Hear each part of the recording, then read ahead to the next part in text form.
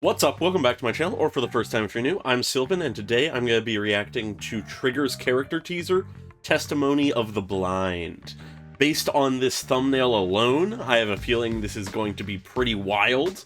Maybe get some info on what exactly happened to her eyes. Regardless, though, I'm very excited for this, so I'm not going to delay any further. Feel free to like and subscribe if you enjoy the video, leave a comment on your thoughts, and let's get into this. System connected. All right. Initiating interrogation 7. Interrogation. Subject, Liar Squad. Trigger. Liar Squad. Her former squad? Yo, Trigger. Have you beat Acheron's record yet? Acheron? I haven't kept What? track. 121 long-range kills, 35 close combat kills. That's Trigger's new record. Jesus, that's a lot of He kills. always keeps count. Take it from me, Trigger. This is how you take the lead in battle and romance. Okay. Stop feeding her your nonsense sticks. Okay, they're named Also, after I the won't lose rivers. next time. Okay. Oh, who's placing bets on the next Who round? said Trigger is looking for romance? Nobody ran that by me. Whoa, Captain, chill. Sorry. Okay, that's Wait, the captain. Arcaitus, are you recording in the base without clearance again? Interesting that they're named Trigger? after Oh, the, familiar. Greek rivers of death.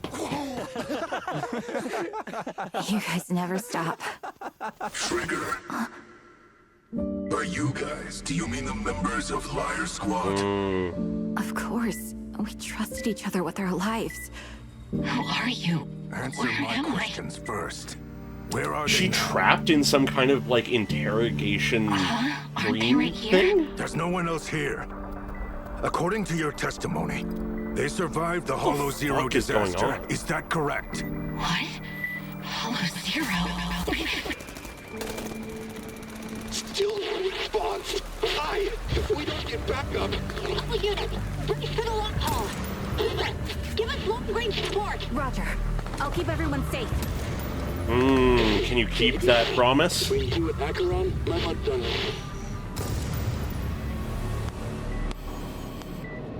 Trigger, what did you remember? They were right in front of me. And Hollow Zero. Focus, Trigger. Where are they Who the now? hell is doing this to her? How's Trigger doing? Trigger! Lies! So it was in the disaster of Hollow Zero, yeah. We haven't settled the score yet! Your teammates are all missing. You're the only one to leave the Hollow alive. Answer me! Where are they and what I'm the only happened? one. Impossible. They're right here. Get back. Trigger, pull yourself together. Where am I? Let me go! Enough. This is insane.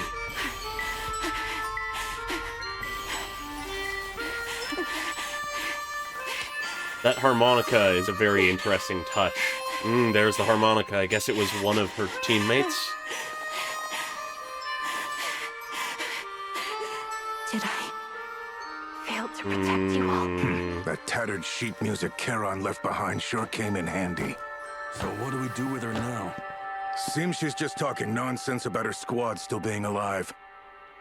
Unless another survivor shows up to validate that, we're in the clear. In the Throw clear? the evidence and let her go. Oh, fuck. Guys, I'll find you. I promise. Oh, shit. She's connected to some shit going on. Okay. So the entirety of this teaser is an interrogation scene of Trigger attempting to tap into her memories and figure out what she knows about the disappearance of all of her squad mates in the Hollow Zero eruption. And it would seem whoever is interrogating her has something to hide. They were fearful that she may know something about whatever it is they were doing or are doing. Perhaps some piece of responsibility related to the fall of the old capital. But to go back to the beginning, the person who is interrogating her says system connected, initiating interrogation 7. So they have done this 7 times, or at the very least they have interrogated her in some form 7 times. Whether it was this method every time is unclear, but there's nothing to say that it isn't. At the very least, though, they've been trying to force this information out of her for a while. They establish who the subject is, Trigger of Liar Squad. This probably is very shortly after the fall of the old capital, in all likelihood, as unless it's just off currently, she doesn't have her signature eye mask, and these people are interrogating about the status of her squad, among other things, which presumably wouldn't matter years down the line. So in all likelihood, these people snatched Trigger up as the only survivor of her squad as far as they know, to interrogate her to ensure she knows nothing of what they were doing, that there were no witnesses. But it's also here where we can already faintly hear that harmonica, which was originally played by one of her squad mates. Charon, I believe, was the one. But as the circumstance of this being an interrogation and who the subject is, we dive into a memory of Trigger's, a piece of video that was recorded at one point prior to the fall of the old capital. The various squad mates just hanging out, talking, having a good time. Whether this is in some way being shown to Trigger currently, or if this is just more for our personal context, is sort of unclear, but it does give us a lot more context of who Trigger was and who her squad was. We see that her outfit wasn't always the same as it was now. They do a solid thing to make it so we never have to see her eyes, that she is wearing that kind of visor that we've seen some like Defense Force people wear. I like her outfit generally here, like she has this jacket that clearly has been stylized with this patch having the first bit of her name on it, which presumably Trigger is just a code name, but who's to say? But we also, in this casual moment, get the names and a little bit of the personality of various squad mates. And what I find interesting about all of the squad mates of Liar Squad is their names are very distinct. Other than Trigger, we have Acheron. They call it Lethe. I don't necessarily know if that matches the original Greek pronunciation, but Lethe. Styx. We get the captain, who I think is probably Charon of the group, given that we get the names of all the other known members. And then we also have Cocytus, the one who is recording. But the reason I acknowledge these names is that they all share a very obvious origin and inspiration. Other than Trigger and Charon, all of the names are names of rivers in the underworld within Greek mythology. The river Styx is the most commonly known one. I feel like pretty much anybody could pick up on that. Anyone who has played Star Rail and is familiar with the origin of Acheron's name would also know that Acheron is one of the rivers. Both Lethe and Cocytus are also rivers of the underworld. There are more than just these, so if there are more members of the squad, I would assume that they are probably named after those other rivers. But then the ones that aren't included in that are Charon, which, once again, pretty well-known name, is the name of the boatman of the underworld. So other than Trigger, everyone's name, or at the very least code name, is finding its origin in Greek mythology and specifically that of the underworld, which is very interesting to me. I don't necessarily know what meaning that specifically holds. It might just be a fun aesthetic choice, but the first thought that jumps out to me is sort of the saddest one, which is all of these people are dead. They have already gone to the afterlife, and therefore they're named after aspects of the underworld. Just sort of a further signifier of, yeah, no, these people are long gone. But it is possible that there is another intent or meaning related to that that just isn't immediately jumping out to me. But stepping back from the inspirations and looking more at just the teaser itself, we get a very solid characterization of just about everyone in the squad real quickly, with each person giving just about like one line each pretty much, with the exception of the cameraman giving a little bit more. We have Cocytus opening the recording by bringing up the question if Trigger has beaten Acheron's record yet, which we learn is the record of how many confirmed kills they have, which, first off, very brutal, but makes sense for career military people who are much more casual about their job. It's clear that it is much more this sort of just casual banter going on. We also can have some characterization by the fact that this guy is recording just a random moment, seemingly just sort of having fun trying to capture a moment of them all hanging out. As we learn later, he isn't supposed to be doing that, so he isn't necessarily a stickler for rules by any means. But when Trigger responds, she just sort of thinks for a moment and goes, I haven't kept track. She does not care about any competition like that.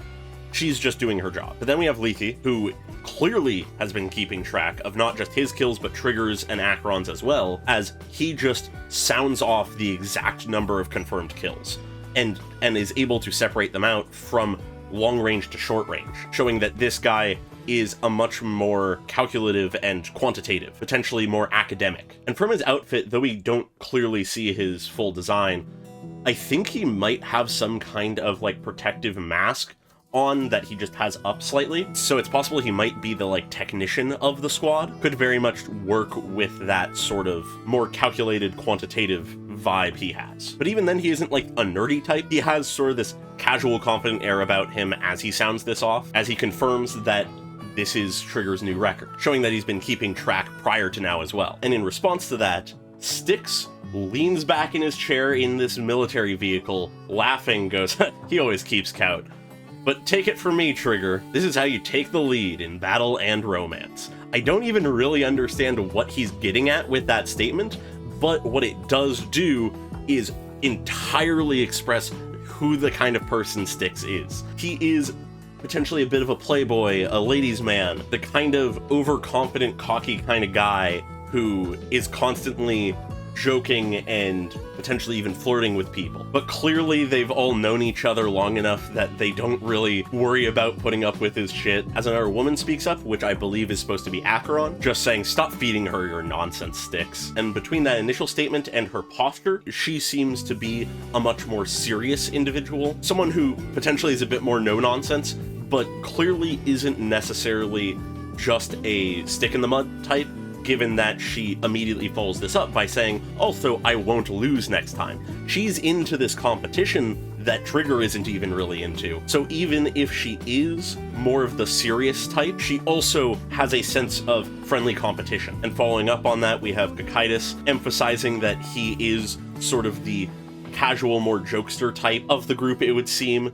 Says, ooh, who's placing bets on next round? Only for no one to respond because the captain, presumably Charon, shows up, having overheard the random remark from Styx, and goes, who said Trigger's looking for romance? No one ran that by me, which is a very funny statement. We learn that this is the captain. She clearly is also a bit more by the rules, given that she's the first to call out that Cocytus isn't supposed to be recording right now. She also, based on her expression and general tone, seems to be a lot more serious and a little bit aggressive almost, but not necessarily in a way that is overly angry or antagonistic. But I find her statement very funny, given that she's basically just saying, wait, hold on, is Trigger getting interested in romance? Nobody told me about this. Because words alone, that is almost sort of gossipy in nature, but tone-wise, she is talking much more in the context of like a superior being annoyed that nobody told them about something important, which is just a sort of funny interaction. But immediately after, she sort of lets go of her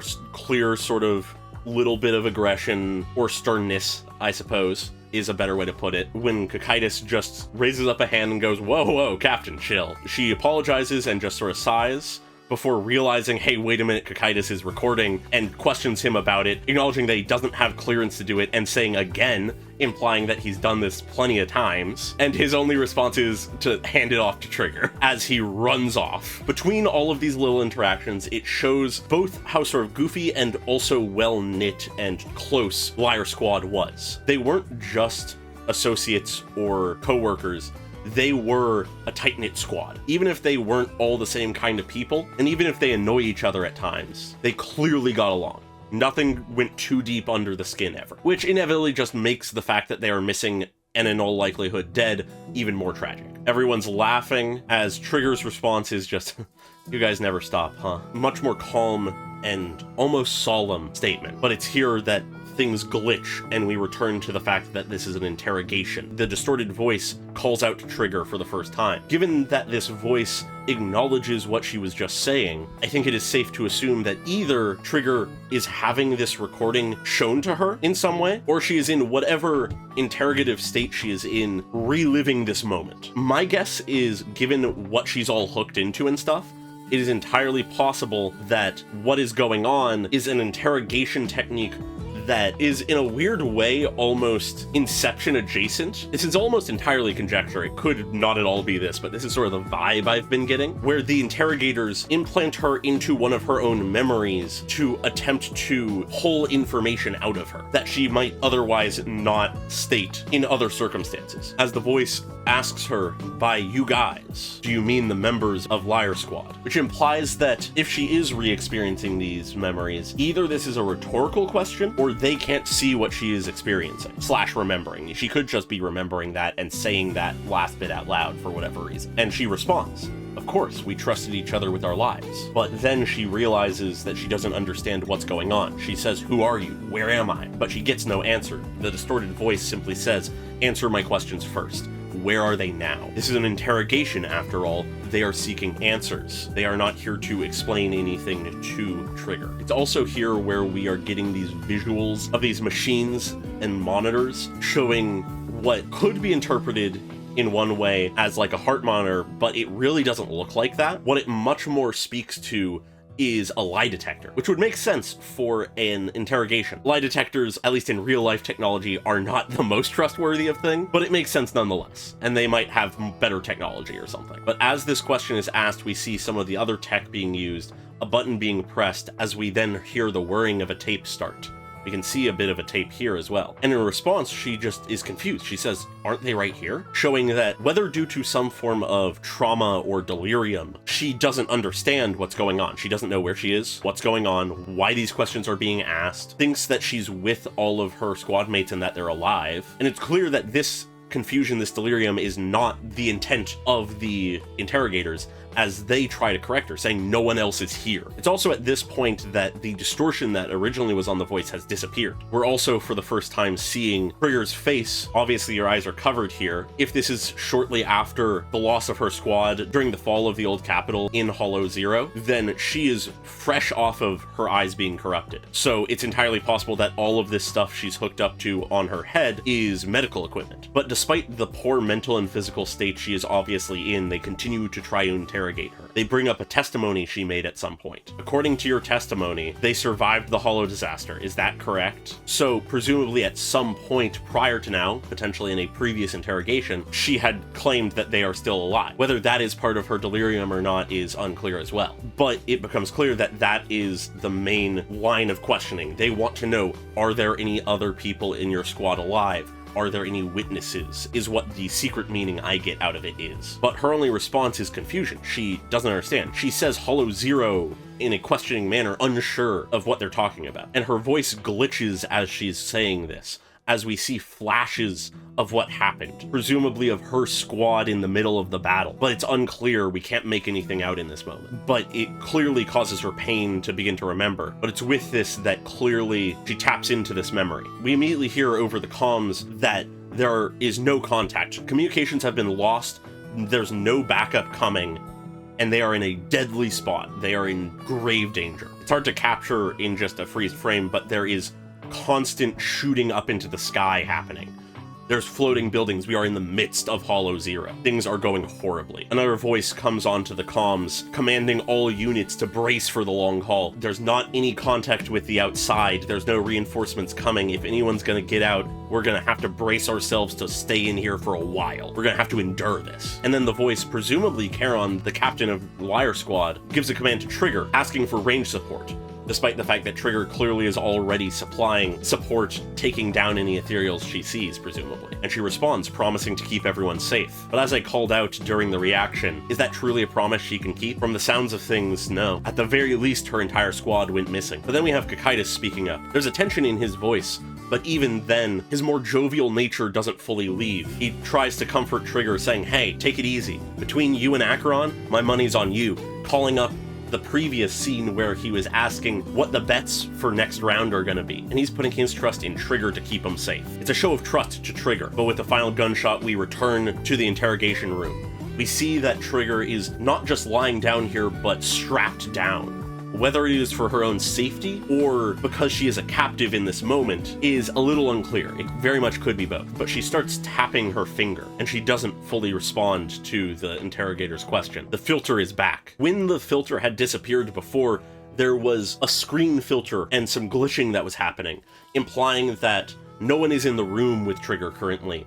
She is isolated in whatever interrogation room she is in, and this person who is interrogating her is speaking through a mic that is distorting their voice. Whoever it is that is interrogating her wants her to have no idea who is asking her these questions. And they continue probing, asking what she remembered. And she responds, they were right in front of me, in Hollow Zero.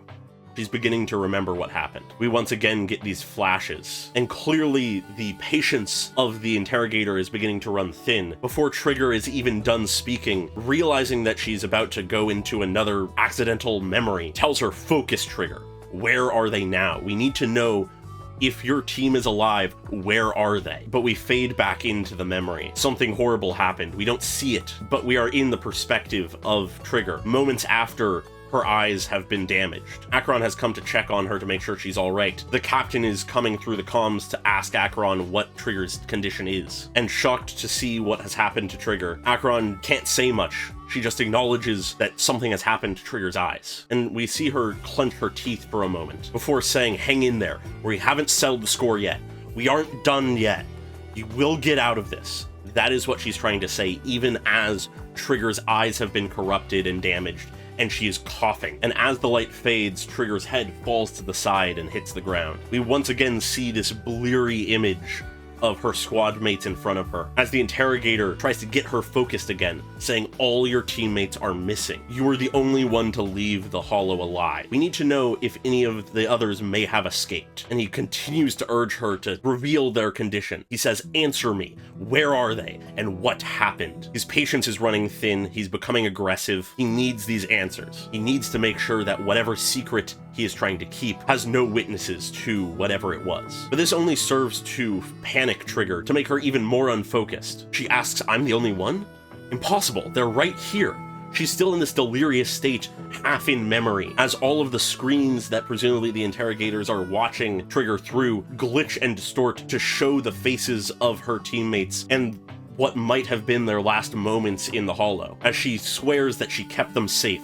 Whether this is just the delirium further setting in, thinking that she's still with them, thinking that she's protected them, or if she really did manage to protect them is unclear, but I don't think she was able to. This is not the kind of backstory that enables for people to survive. If anyone survived, we'll probably see them in some way, shape, or form in Trigger's story when it comes out in a few days. I much more believe that this is the trauma setting in, the delirium of not having processed what happened. And the interrogator tries to get her to focus, telling her to pull herself together. But she's gone now. There's no way that they can get an answer out of her. She's panicking. She's questioning where everyone is, where she is, asking to be let go. Whatever more pacified state she was in prior to the start of this interrogation is not coming back anytime soon. They turn off whatever machine they had running as the harmonica returns, the sound of her squad mates. And as she begs to be let go, the interrogator gives up, saying enough. As Trigger is just heavily breathing, panicking, we pan over whatever files are had on her squad mates. A few things seem to have been recovered, or perhaps were not taken along with them and have been just stowed away as evidence now. The one thing we see being the harmonica, something we know that Trigger will later pick up and keep. Interestingly enough, we see what might be a name here, which looks like Cherau, or Carau, potentially. Perhaps it is the real name of the captain, whose codename was Charon. Though the one thing that does sort of make it a little more confusing and odd is that we also see the name listed here on this other file that is Cocytus, which just sort of confuses me as to why the captain's name is spelled just one letter different from Charon. I doubt it's a mistake. Maybe it's a case of they had the same inspirations of names in all languages and they didn't change the lettering in the teaser itself between languages, and just for whatever reason, the name Charon actually is Carau or something when interpreted into other languages. I don't know. That's my best guess, but I don't really know. But while we're touching on these weird little details, I would also like to note the interesting fact that the harmonica actually has 1923 on it, which, sure, that could just be an arbitrary number, but it feels much more like it's supposed to be a year, which does imply some interesting things for timeline purposes, because either Zenless Zone Zero is actually a very near future alternate timeline, or that harmonica is ancient or a replica. Just an interesting detail. But to move on, Trigger begins to question herself, to realize that she isn't here with everyone, that she may not have protected them, and she begins to question, did I fail to protect you all? She's still speaking to her squad mates, but she's beginning to realize that perhaps she has failed them, she didn't protect them, that they're gone. And it's here then with this next line from the interrogator that we realize the harmonica being played is not actually just music. It is actually diegetic. We heard it now and at the beginning, and based on the fact that once it came in, Trigger began to calm down again, implies that this song that is revealed here to have been some sheet music that Charon had left behind a song that she likely played at times, is being used by these people to keep Trigger calm enough to be questioned. They're using something from Trigger's past, something comforting, something that reminds her of her squad mates, as a tool to keep her calm and subdued enough to be interrogated, which is incredibly tragic and also cruel in a way. But it's here as we're pulling back and just seeing the first glimpses of these people, that second person comes into view, asking the interrogator, so what do we do with her now? And they acknowledge, seems she's just talking nonsense about her squad still being alive. She's in this delirious state. She's claiming that her squad mates are still alive, but that seems to be born out of delirium, not reality. So we have nothing to worry about. So they accept that they're safe. Unless another survivor shows up and can validate that, they should be fine. Their secret is safe, whatever that might be. Which means the only thing left to do is make sure that no evidence is left behind and make sure Trigger has no idea what has happened here. Cast her aside now that they've gotten their answers. We never in this get a sign of who these people may have been. They clearly are powerful and dangerous and important. Whether they are part of the government is unclear. Whether they are part of the military is unclear. These very well could be people who are part of the same horrible Defense Force tests that were done to create Silver Squad. These could be other people within the military.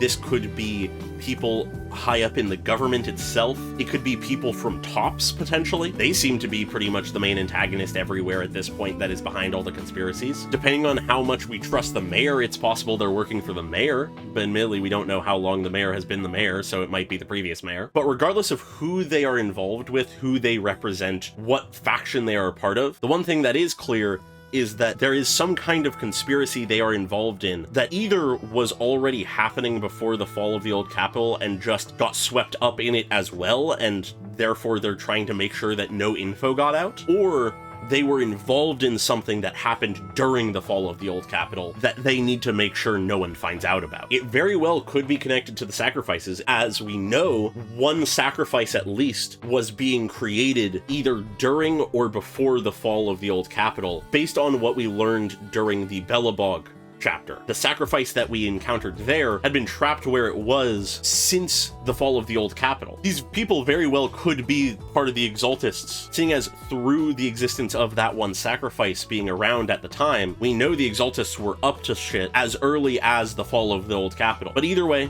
there's no real way for us to know for sure right now who these people are, what they were doing, what they're trying to keep secret. But we do know that Trigger's squad might have seen something, might have learned something. So if there truly is a member of Liar Squad that did survive, that we find out about and meet at some point, they will have information about this, presumably. That, I think, is safe to assume. But before this teaser ends, after the interrogators have given up on and are ready to just toss her aside after they deal with the remaining evidence, she, to herself more than anything, to her lost friends who may be dead, she promises to find them. She makes that vow right now, which, as we know, leads her to becoming part of Obel Squad, alongside others who lost people in the fall of the old capital, and are seeking the truth of what happened. In all likelihood, we will not get the full answers of who these people are or what they are doing until we meet more of Obel Squad, but we will probably get at least a hint towards it in Trigger's story. And that line is where the teaser ends. It's perfect because it sets up the motivation of Trigger as a character, what her goal is. She wants to find out what truly happened to her squad and what happened in the fall of the old capital. And she is not alone in that. She has Obel Squad, and I am very excited to learn more about this. So before I finish out though, I will look at the description here. I believe there's a typo at the beginning here. It says hey, but I think it should be her. Her eyes can no longer detect light, yet she can still see them clearly. Thus she ripped open those old wounds and denied the interrogation of her will, providing the final opportunity for the young girl to embark on a painful journey. It pretty much is just speaking to everything we saw, but with some interesting added context. The first line is just tragic. It's speaking to the fact that though she has lost her eyesight, though she can no longer see normally, the image of Liar Squad, of her squad mates, is fresh in her mind. It will not disappear. They are what motivates her to keep going. Learning what happened to them, finding them is what motivates her. And so that image of them stays in her mind clearly. Where the second line is very interesting to the context of this overall trailer, where I was guessing that perhaps the interrogators were actually trying to invoke these memories in an attempt to get her to get the answers they want through her forcibly re-experiencing these memories. But thinking back to the fact that every time she falls back into a memory, they are trying to get her to focus on the present, and this line, which describes it as if her ripping open the old wounds of these memories of losing her squad is what denied the interrogators the potential of forcing the answers out of her. It implies that is not the case, and in fact it is this unfocused, delirious state where she's falling in and out of memory is what saves her from them getting all the answers they want, which, as it says here, gives her the final opportunity for the young girl to embark on a painful journey. If she was coherent enough to answer their questions, they might realize that she knows something, might think that she is aware of something they were doing, or at the very least a way to find out. If they did not cross her off as just someone who is spouting nonsense and has no idea what's going on anymore, they probably would have silenced her if they had any thought that she knew what they were doing. If she could be a threat to their operation, whatever it is, she was not going to be walking out of that interrogation room. But because those old wounds kept reopening and she wasn't in a state to coherently communicate to them and answer their questions, it gave her that last opportunity. It gave her the chance to walk down this painful road of trying to find the answer of what happened. And I just find that incredibly interesting. In many ways, it is about what I expected from Trigger's teaser, but it has a lot more intrigue than I was expecting. I was expecting a tragedy. I was expecting her squad to be lost. I was expecting her eyes to be lost. I was not expecting for her to be caught in the middle of a conspiracy, but I absolutely love that. And I really hope we get more info on it soon, or at the very least that it does get followed up on at some point. But with that, I think I've said just about everything I intend to about this teaser, so I will end things here. Feel free to like and subscribe if you enjoy the video, leave a comment on your thoughts, and I hope you all had a great day. Goodbye!